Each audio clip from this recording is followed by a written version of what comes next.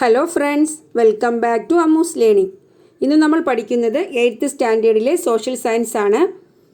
അതിലെ 3rd chapter in search of earth's secrets, ഭൗമ രഹസ്യങ്ങൾ തേടി.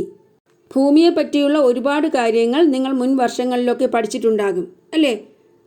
അപ്പോൾ നാം വസിക്കുന്ന ഭൂമിയുടെ ഉള്ളറ, എർത്ത്സ് ഇൻറ്റീരിയർ എന്ന് പറയുന്നത് അത്ഭുതങ്ങളുടെ ഒരു കലവറയാണ്. അപ്പോൾ അങ്ങനെ എർത്തിൻ്റെ കൂടുതൽ കാര്യങ്ങളാണ് നമ്മൾ ഈ ചാപ്റ്ററിൽ പഠിക്കുന്നത്. ചാപ്റ്ററിൻ്റെ തുടക്കത്തിൽ ഒരു ഡിസ്ക്രിപ്ഷനാണ് കൊടുത്തിരിക്കുന്നത്. എന്താണ്? Westonaria is a small town situated to the north west of Johannesburg in South Africa. The Penan gold mine is near to it. I have been in this town for the past 3 days, patiently awaiting the permissions to visit the mine. At last, when I was about to fly back, giving back the idea of preparing a feature on the mine, I received a phone call from the manager of the mines. He said, "Get a taxi and reach the mine immediately." I rushed to the wonder world at once. Imagine 10 Empire State buildings, each 103 stories high, kept one over the other. That is the depth of the Penang gold mine. The security officer gave me the oxybox, a life-saving instrument to protect me from the poisonous gases from the earth's interior, a helmet with torch and a protective coat to prevent the heat. He explained how to wear them. The downward journey was in an elevator car, a vehicle that can hold about 100 people.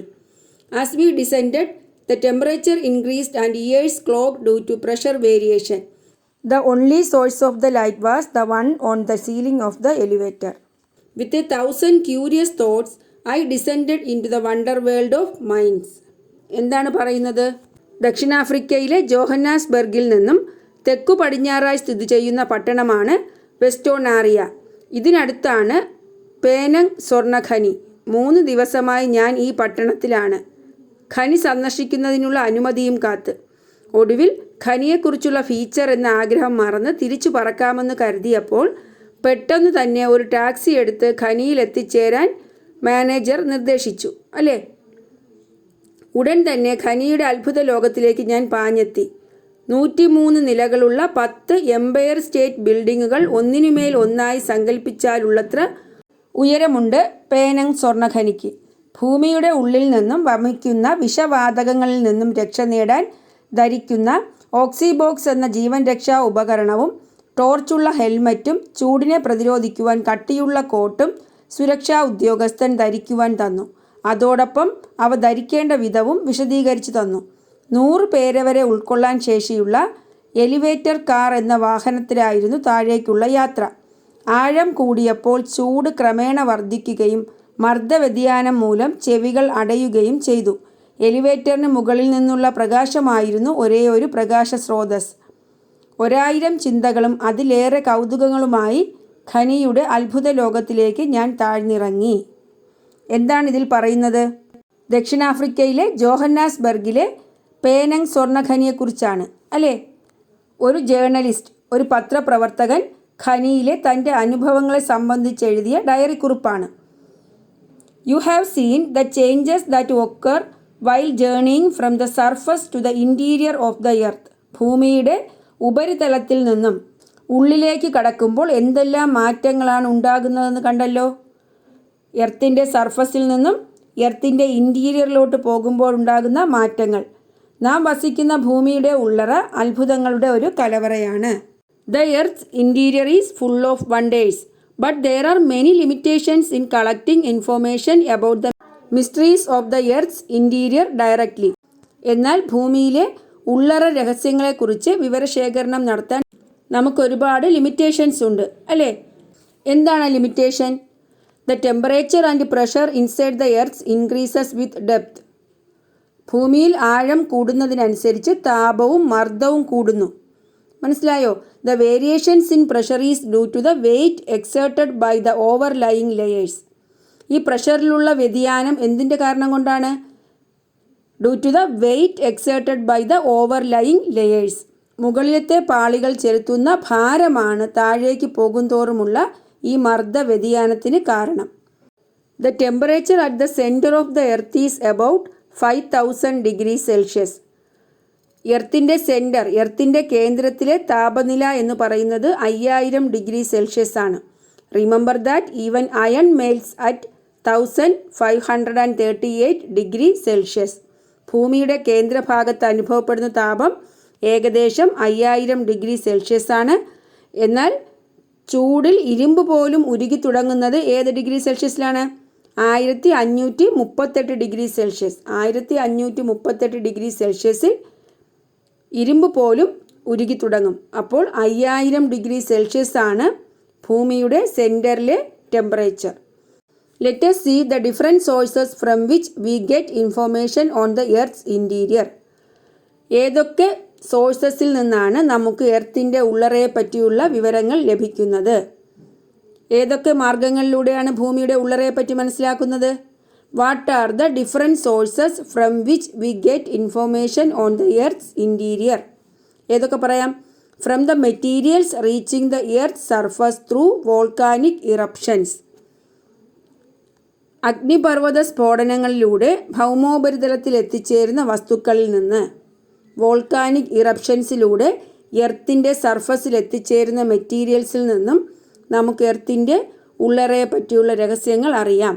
Data collected from mines, ഖനികളിൽ നിന്നും ശേഖരിക്കുന്ന വിവരങ്ങളുടെ അടിസ്ഥാനത്തിൽ. Analysis of the propagation of waves generated during earthquakes, ഭൂകമ്പ സമയത്തുണ്ടാകുന്ന തരംഗങ്ങളുടെ ചലനം വിശകലനം ചെയ്യുന്നതിലൂടെ. അപ്പോൾ what are the different sources from which we get information on the earth's interior? ഏതൊക്കെ മാർഗങ്ങളിലൂടെയാണ് ഭൂമിയുടെ ഉള്ളറയെ പറ്റി മനസ്സിലാക്കുന്നത്? മനസ്സിലായല്ലോ ഏതൊക്കെയാണെന്ന്. Based on the analysis of the waves generated during earthquakes, the earth has been divided into different layers. ഭൂകമ്പ സമയത്ത് സൃഷ്ടിക്കപ്പെടുന്ന തരംഗങ്ങളെ വിശകലനം ചെയ്തതിൻ്റെ അടിസ്ഥാനത്തിൽ ഭൂമിയെ വ്യത്യസ്ത പാളികളായി തരംതിരിച്ചിരിക്കുന്നു. മനസ്സിലായോ ഏതൊക്കെയാണ് എർത്തിൻ്റെ different layers? What are the different layers of the earth? Observe the given figure and identify these layers. ഈ ഫിഗർ ഒബ്സർവ് ചെയ്തുകൊണ്ട് നമുക്ക് ആ ഡിഫറെൻറ്റ് ലെയേഴ്സ് ഏതൊക്കെയാണെന്ന് കണ്ടുപിടിക്കാം. ഇതാ നോക്കൂ, ഏറ്റവും പുറമേ കാണുന്ന ലെയറാണ് ക്രസ്റ്റ്, അല്ലേ? ഭൂവൽക്കം. ക്രസ്റ്റിന് താഴെയായി മാൻഡിൽ, മാൻഡിലിന് താഴെയായി കോർ, അല്ലേ? കോർ രണ്ട് തരമുണ്ട്, ഔട്ടർ കോർ, ഇന്നർ കോർ. അപ്പോൾ ക്രസ്റ്റ് അല്ലെങ്കിൽ ഭൂവൽക്കം, മാൻഡിൽ, പിന്നെയോ പുറക്കാമ്പ്, അകക്കാമ്പ്. കോർ എന്ന് വെച്ചാൽ കാമ്പ്. അത് രണ്ട് തരമുണ്ട്, ഔട്ടർ കോറും ഇന്നർ കോറും. പുറക്കാമ്പും അകത്ത് കാണുന്ന അകക്കാമ്പും. മനസ്സിലായല്ലോ? അപ്പോൾ ക്രസ്റ്റ്, മാൻഡിൽ, കോർ. ഭൂവൽക്കം, മാൻഡിൽ, കാമ്പ്. ഇനി നമ്മൾ പഠിക്കാൻ പോകുന്നത് the features of the different layers of the earth. എർത്തിൻ്റെ, ഭൂമിയുടെ വ്യത്യസ്ത പാളികളുടെ സവിശേഷതകളാണ് ഡിഫറെൻറ്റ് ലെയേഴ്സിൻ്റെ features. The different layers of the earth are ഏതൊക്കെയാണ്? Crust, mantle, core. ഭൂവൽക്കം, മാൻഡിൽ, കാമ്പ്. ഇവ ഓരോന്നും എന്താണെന്ന് നോക്കാം. Crust, the comparatively thin outer shell of the earth, approximately 40 kilometre thick. 2 parts, continental crust, oceanic crust. എന്താണ് ഭൂവൽക്കം? ഭൂമിയുടെ താരതമ്യേന നേർത്ത പുറന്തോടാണ്. ഏകദേശം 40 കിലോമീറ്റർ കനം. 2 ഭാഗങ്ങൾ, വൻകര ഭൂവൽക്കം, സമുദ്ര ഭൂവൽക്കം. അപ്പോൾ ക്രസ്റ്റിന് 2 പാർട്ടുണ്ട്. ഏതൊക്കെയാണ്? കോണ്ടിനെൻ്റൽ ക്രസ്റ്റ് അഥവാ വൻകര ഭൂവൽക്കം, ഓഷ്യാനിക് ക്രസ്റ്റ് അഥവാ സമുദ്ര ഭൂവൽക്കം. അപ്പോൾ അതിനോടൊപ്പം ഈ 2 ഭൂവൽക്കം കൂടി പറഞ്ഞു പോകാം, 2 ക്രസ്റ്റും കൂടി നമുക്ക് പഠിച്ചു പോകാം. Continental crest and oceanic crest. As silica and alumina are the chief contents, the continental crust is also known as sial. Continental ക്രസ്റ്റിലെ മുഖ്യ ധാതുക്കൾ എന്ന് പറയുന്നത് സിലിക്കയും അലൂമിനയുമാണ്. അതുകൊണ്ട് ഈ കോണ്ടിനെൻ്റൽ ക്രസ്റ്റിനെ സിയാൽ എന്നാണ് വിളിക്കുന്നത്. സിലിക്കയിലെ SI, അലൂമിന എന്നുള്ളതിലെ AL, അങ്ങനെയാണ് സിയാൽ. മനസ്സിലായോ? അപ്പോൾ കോണ്ടിനെൻ്റൽ ക്രസ്റ്റിൻ്റെ മറ്റൊരു പേര് സിയാൽ. എന്തുകൊണ്ടാണ് സിയാൽ എന്ന് പേര് വരാൻ കാരണം? ആ silica and alumina are the chief contents. The continental crust is also known as sial. ഇനി as silica and magnesium are the chief contents, the oceanic crust is also known as sima. സിലിക്കയും മെഗ്നീഷ്യവുമാണ് oceanic crust, അതിലെ മുഖ്യ ധാതുക്കൾ. അതുകൊണ്ട് oceanic ക്രസ്റ്റിനെ സിമ എന്നും വിളിക്കുന്നു. സിലിക്കയിലെ SI, മെഗ്നീഷ്യത്തിലെ MA. മനസ്സിലായല്ലോ. അപ്പോൾ സിയാൽ എന്ന് പറയുന്നത് കോണ്ടിനെൻ്റൽ ക്രസ്റ്റ്, സിമ എന്ന് പറയുന്നത് ഓഷ്യാനിക് ക്രസ്റ്റ്. വൻകര ഭൂവൽക്കം സിയാൽ, സമുദ്ര ഭൂവൽക്കം സിമ. ഇനി മാൻഡിൽ, ക്രസ്റ്റിന് താഴെയായി കാണുന്ന ലെയറാണ് mantle. Located beneath the crust, extends up to 2900 kilometre from the crust. 2 parts, upper mantle, lower mantle. എന്താണ്? ഭൂവൽക്കത്തിന് താഴെയായി സ്ഥിതി ചെയ്യുന്നു. ഭൂവൽക്ക പാളിക്ക് താഴെ തുടങ്ങി 2900 കിലോമീറ്റർ വരെ. 2 ഭാഗങ്ങളുണ്ട്, ഉപരി മാൻഡിൽ, അധോ മാൻഡിൽ. മനസ്സിലായോ? അപ്പോൾ മാൻഡിലിലെ 2 പാർട്സാണ് അപ്പർ മാൻഡിൽ, ലോവർ മാൻഡിൽ. മാൻഡിലിൻ്റെ 2 പാർട്സ് ഏതൊക്കെയാണ്? ഉപരി മാൻഡിൽ, അധോ മാൻഡിൽ. എത്രയാണ് ആഴം? ക്രസ്റ്റിൽ നിന്നും 2900 കിലോമീറ്റർ വരെ. മുകളിലത്തെ പാളിയായ ഭൂവൽക്കത്തിൽ നിന്നും താഴേക്ക് 2900 കിലോമീറ്റർ വരെ മാൻഡിൽ കാണപ്പെടുന്നു. ഇനി അപ്പർ മാൻഡിലും ലോവർ മാൻഡിലും എന്താണെന്ന് നോക്കാം. ഉപരി മാൻഡിലും അധോ മാൻഡിലും. അപ്പർ മാൻഡിൽ എന്താ? The upper mantle made up of silicon compounds is in a solid state. Silicon സംയുക്തങ്ങൾ കൊണ്ട് നിർമ്മിതമായ ഈ പാളി ഖരാവസ്ഥയിലാണ്. മനസ്സിലായോ? സിലിക്കൺ കോമ്പൗണ്ട്സ് കൊണ്ട് നിർമ്മിച്ചിരിക്കുന്ന അപ്പർ മാൻഡിൽ സോളിഡ് സ്റ്റേറ്റിലാണ്. ഇനി ലോവർ മാൻഡിലോ? The lower mantle located beneath the upper mantle is in a semi liquid state. Lower mantle എന്ന് പറയുന്നത് അപ്പർ മാൻഡിലിന് താഴെയായാണ് കാണപ്പെടുന്നത്. ഏത് സ്റ്റേറ്റിലാണ്? സെമി ലിക്വിഡ് സ്റ്റേറ്റ്, അർദ്ധദ്രവാവസ്ഥയിൽ. മനസ്സിലായോ? അപ്പോൾ മാൻഡിലിൻ്റെ 2 പാർട്സ് മനസ്സിലായി. സോളിഡ് സ്റ്റേറ്റിൽ കാണുന്ന അപ്പർ മാൻഡിൽ അഥവാ ഉപരി മാൻഡിൽ, സെമി ലിക്വിഡ് സ്റ്റേറ്റ് അർദ്ധദ്രവാവസ്ഥയിൽ കാണുന്ന അധോ മാൻഡിൽ അഥവാ ലോവർ മാൻഡിൽ. ഇനി കോറാണ്. എന്താണ് കാമ്പ്? Central part of the earth. എർത്തിൻ്റെ കേന്ദ്രഭാഗമാണ്, ഭൂമിയുടെ കേന്ദ്രഭാഗമാണ് കാമ്പ്. From 2900 kilometre to 6371 kilometre. 2900 kilometre വരെ മാൻഡിലായിരുന്നു. അപ്പോൾ 2900 കിലോമീറ്റർ മുതൽ 6371 കിലോമീറ്റർ വരെ കോറാണ്. ഈ കോറിനും 2 പാർട്സ് ഉണ്ട്. 2 parts, outer core, inner core. 2 ഭാഗങ്ങളാണ് കാമ്പിനുമുള്ളത്, പുറക്കാമ്പ്, അകക്കാമ്പ്. ഇവ ഓരോന്നും എന്താണെന്ന് നോക്കാം. Outer core and inner core, പുറക്കാമ്പും അകക്കാമ്പും. The materials in the outer core are in a molten state. പുറക്കാമ്പിലെ പദാർത്ഥങ്ങൾ ഉരുകിയ അവസ്ഥയിലാണ്. Due to the high pressure prevailing at the centre, the inner core is in solid state. ഭൂമിയുടെ കേന്ദ്രഭാഗത്ത് അനുഭവപ്പെടുന്ന ഉയർന്ന മർദ്ദം മൂലം അകക്കാമ്പ് ഖരാവസ്ഥയിൽ സ്ഥിതി ചെയ്യുന്നു. As it is mainly made up of the minerals nickel and iron, it is also known as nife. എന്താണ്? പ്രധാനമായും നിക്കൽ, ഇരുമ്പ് എന്നീ ധാതുക്കളാൽ നിർമ്മിതമായതിനാൽ കാമ്പിനെ നിഫെ എന്നും അറിയപ്പെടുന്നു. നിക്കലിലെ Ni, ഇരുമ്പ് അയണിൻ്റെ സിമ്പൽ Fe. അങ്ങനെയാണ് നിഫെ വന്നത്. മനസ്സിലായല്ലോ? അപ്പോൾ ഔട്ടർ കോർ, ഇന്നർ കോർ എന്താണെന്ന് മനസ്സിലായി. എന്താണ്? ഔട്ടർ കോറിലെ മെറ്റീരിയൽസ് മോൾട്ടൺ സ്റ്റേറ്റ്. എങ്ങനെയാണ്? ഉരുകിയ അവസ്ഥയിലാണ്. High pressure prevailing at the centre, കേന്ദ്രഭാഗത്ത് ഉയർന്ന മർദ്ദം ഉള്ളതുകൊണ്ട് the inner core is in solid state. Inner core, അകക്കാമ്പ് ഖരാവസ്ഥയിലാണ്. ഇനി അത് മെയിനായിട്ട് ഉണ്ടാക്കിയിരിക്കുന്നത് നിക്കലും അയണും ചേർന്നാണ്. അതുകൊണ്ട് അതിനെ നിഫെ എന്നാണ് അറിയപ്പെടുന്നത്.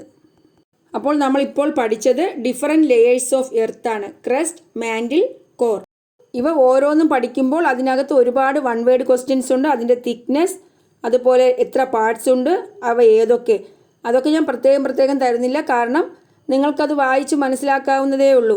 ക്രസ്റ്റ് പറയുമ്പോൾ അതിൻ്റെ തിക്നെസ് 40 കിലോമീറ്റർ ആണ്. മാൻഡിൽ പഠിക്കുമ്പോൾ നമുക്കറിയാം തിക്നെസ് എന്താണ്? 2900 കിലോമീറ്റർ വരെയാണ്. കോർ ആണെങ്കിൽ 2900 കിലോമീറ്റർ മുതൽ 6371 കിലോമീറ്റർ. അതുപോലെ ഔട്ടർ മോസ്റ്റ് ലെയർ ഏത്, പിന്നെ ക്രസ്റ്റിന് താഴെ കാണപ്പെടുന്ന ലെയർ ഏത്, ഇന്നർ മോസ്റ്റ് ലെയർ ഏത്, അങ്ങനെ ഓരോന്നായി പറയേണ്ടത് ആവശ്യമില്ല. അതുപോലെ ഓരോന്നിൻ്റെയും പാർട്സ്, ക്രസ്റ്റിൻ്റെ 2 parts, continental crust, oceanic crust അല്ലേ, അവ ഓരോന്നും എന്താണ്, അതിൽ സിയാൽ എന്താണ്, സിമ എന്താണ്, മാൻഡിൽ അതിൻ്റെ 2 parts, upper mantle, lower mantle, അവ ഓരോന്നും ഏത് അവസ്ഥയിലാണ്. പിന്നെ കോറിൻ്റെ 2 part, outer core, inner core, അവ ഓരോന്നും ഏത് അവസ്ഥയിലാണ്, പിന്നെ എന്തുകൊണ്ടാണ് നിർമ്മിച്ചിരിക്കുന്നത്, ഇതെല്ലാം പറഞ്ഞു. ഇനി നോക്കൂ, ലിത്തോസ്ഫിയർ ആൻഡ് എസ്തനോസ്ഫിയർ, ശിലാമണ്ഡലവും അസ്തനോസ്ഫിയറും. എന്താണ് lithosphere? The crust and the upper part of the mantle together are known as lithosphere. ഭൂവൽക്കത്തെയും മാൻഡിലിൻ്റെ ഉപരിഭാഗത്തെയും ചേർത്ത് ശിലാമണ്ഡലം എന്ന് വിളിക്കുന്നു. നമ്മൾ പറഞ്ഞു മാൻഡിലിന് അപ്പർ മാൻഡിലും ലോവർ മാൻഡിലുമുണ്ട്. അപ്പോൾ ഭൂവൽക്കവും മാൻഡിലിൻ്റെ ഉപരിഭാഗം അല്ലേ, അതും കൂടി ചേർത്താണ് എന്ത് പറയുന്നത്, ശിലാമണ്ഡലം അല്ലെങ്കിൽ ലിത്തോസ്ഫിയർ. ഇനി ശിലാമണ്ഡലത്തിന് താഴെയായി, ലിത്തോസ്ഫിയറിന് താഴെയായി, where the material exist in partially molten state is known as asthenosphere. എന്താണ്?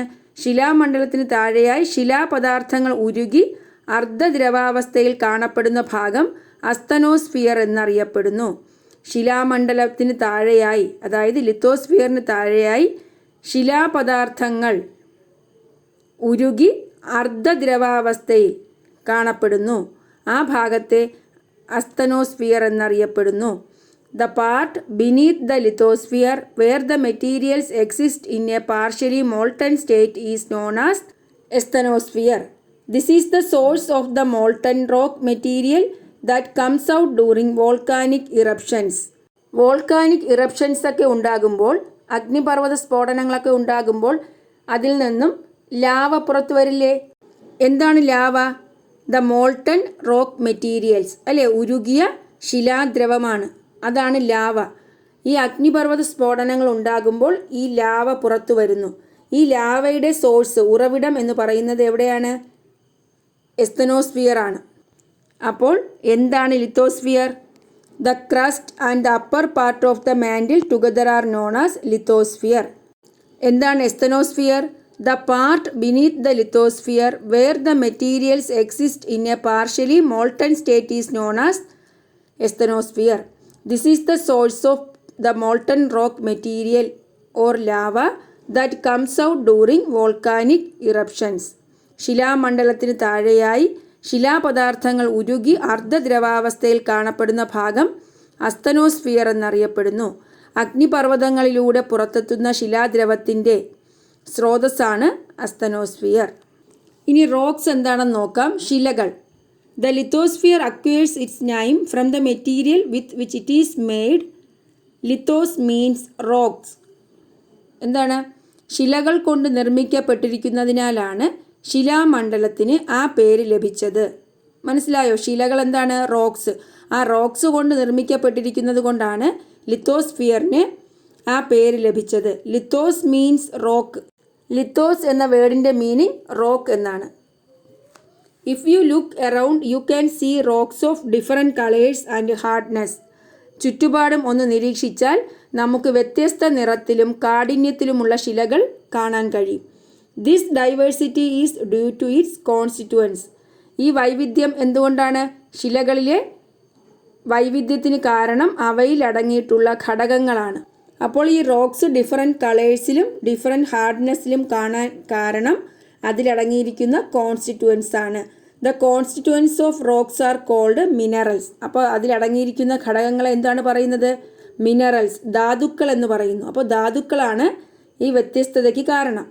More than 2000 minerals such as silica, mica, haematite, bauxite et cetera have been identified on earth. Silica, അഫ്രം, ഹേമറ്റൈറ്റ്, ബോക്സൈറ്റ് എന്നിങ്ങനെ 2000-ലധികം ധാതുക്കൾ ഭൂമിയിൽ ഉള്ളതായി കണ്ടെത്തിയിട്ടുണ്ട്. മനസ്സിലായോ? 2000-ലധികം മിനറൽസ് ഭൂമിയിലുണ്ട്. അപ്പോൾ ഈ റോക്സ് ഫോം ചെയ്യുന്നതിൻ്റെ അടിസ്ഥാനത്തിൽ അവയെ നമുക്ക് 3ആയി തരംതിരിക്കാം. Based on the mode of formation, rocks can be classified into 3. എന്താണ്? രൂപം കൊള്ളുന്ന പ്രക്രിയയുടെ അടിസ്ഥാനത്തിൽ ശിലകളെ 3ആയി തരംതിരിക്കാം. ഏതൊക്കെയാണ് ആ 3 ശിലകൾ? Rocks, igneous rocks, sedimentary rocks, metamorphic rocks. എന്താണ്? ആഗ്നേയ ശിലകൾ, അവസാദ ശിലകൾ, കായാന്തരിത ശിലകൾ.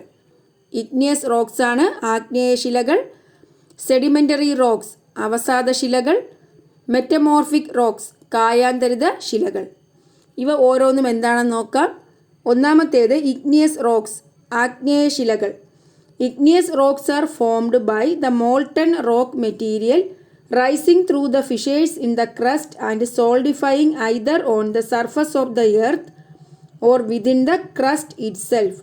ഇഗ്നിയസ് റോക്സ് ഫോം ചെയ്യുന്നത് എങ്ങനെയാണ്? ക്രസ്റ്റിലുണ്ടാകുന്ന ഫിഷേഴ്സ്, വിടവുകളിലൂടെ മുകളിലേക്ക് ഉയരുന്ന മോൾട്ടൺ റോക്ക് മെറ്റീരിയൽസ്, ഉരുകിയ ശിലാദ്രവം എർത്ത് സർഫസിൽ വെച്ചോ അല്ലെങ്കിൽ ക്രസ്റ്റിനുള്ളിൽ വെച്ചോ തണുത്തുറഞ്ഞ്, സോളിഡിഫൈയിങ് അല്ലേ, തണുത്തുറഞ്ഞാണ് എന്തുണ്ടാകുന്നത്? Igneous rocks.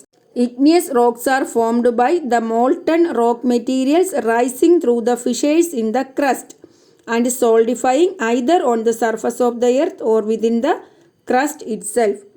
ഭൂവൽക്കത്തിലെ വിടവുകളിലൂടെ ഉയരുന്ന ഉരുകിയ ശിലാദ്രവം ഭൗമോപരിതലത്തിൽ വെച്ചോ ഭൂവൽക്കത്തിനുള്ളിൽ വച്ചോ തണുത്തുറഞ്ഞ് രൂപപ്പെടുന്ന ശിലകളാണ് ആഗ്നേയ ശിലകൾ. അതിന് എക്സാമ്പിൾസ് ഏതൊക്കെയാണ്? Granite, basalt.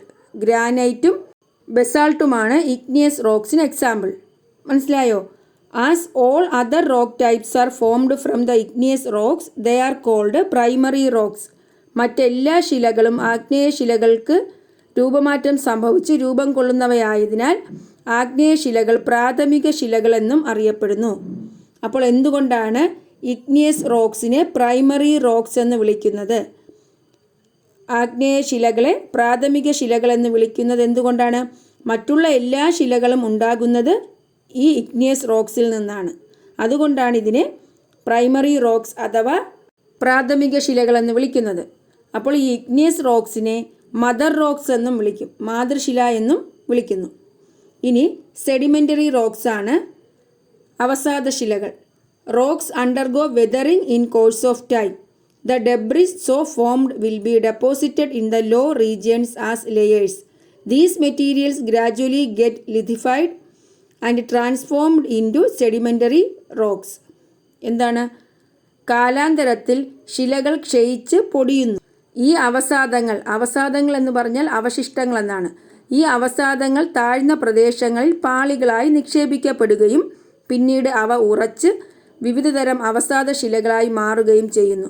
മനസ്സിലായോ? ഈ ശിലകൾ പൊടിയുന്നു. ഈ പൊടിഞ്ഞ അവശിഷ്ടങ്ങൾ ഇങ്ങനെ നിക്ഷേപിക്കപ്പെട്ട് അതെന്ത് ചെയ്യുന്നു? ഉറച്ച് അവസാദ ശിലകളായി മാറുന്നു. മനസ്സിലായല്ലോ?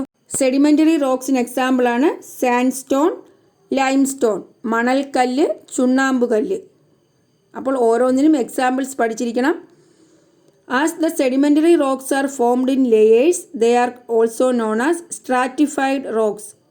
ഈ സെഡിമെൻ്ററി റോക്സ് ലെയേഴ്സ് ആയിട്ടാണ്, അടുക്കുകളായി കാണപ്പെടുന്നു. അതുകൊണ്ട് അവയെ stratified rocks. Strata means layers ആണ്. മനസ്സിലായോ? അപ്പോൾ സ്ട്രാറ്റിഫൈഡ് റോക്സ് എന്നറിയപ്പെടുന്നത് സെഡിമെൻ്ററി റോക്സ് ആണ്.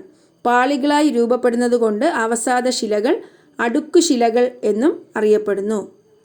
മനസ്സിലായല്ലോ? അപ്പോൾ അടുക്കുശില ഏതാണ്? സെഡിമെൻ്ററി റോക്സ് ആണ്. ഇനി പ്രാഥമിക ശില ഏതാണ്? ഇഗ്നിയസ് റോക്സ് അഥവാ ആഗ്നേയ ശിലകളാണ്.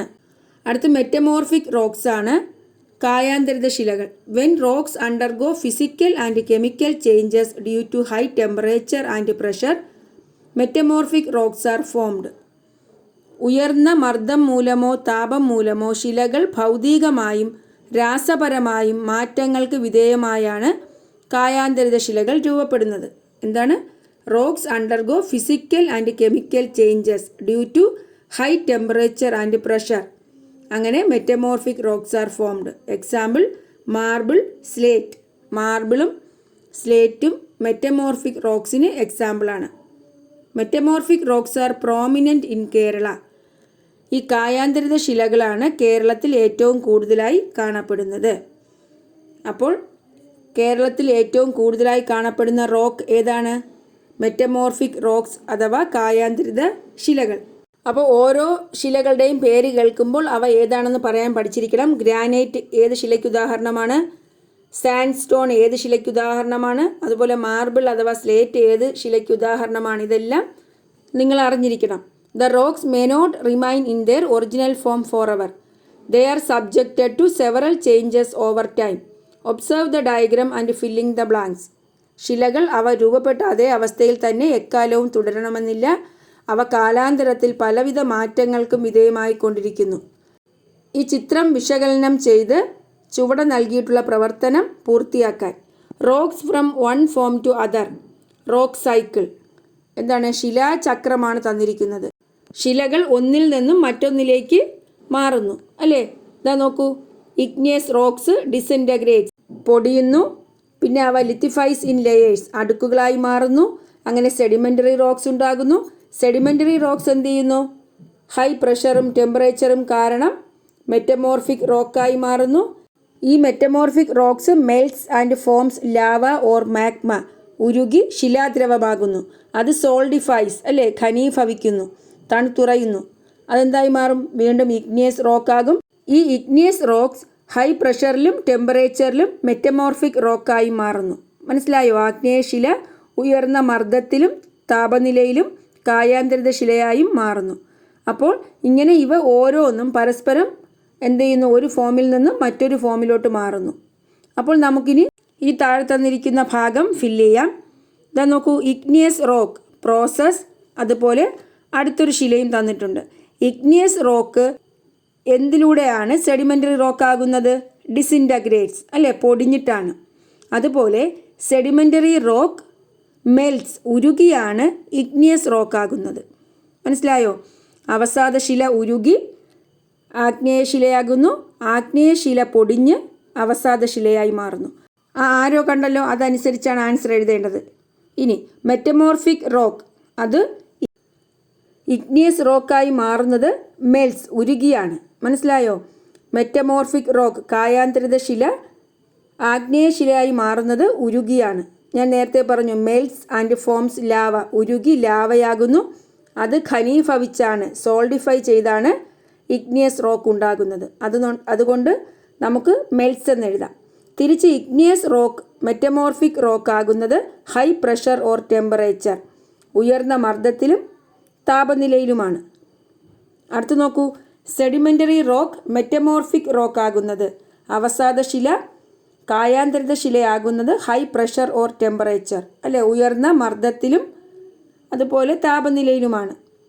തിരിച്ച് മെറ്റമോർഫിക് റോക്ക് സെഡിമെൻ്ററി റോക്ക് ആകുന്നതോ കായാന്തരിത ശില അവസാദശിലയാകുന്നത് ഡിസിൻറ്റഗ്രേറ്റ്സ്, പൊടിഞ്ഞിട്ടാണ്.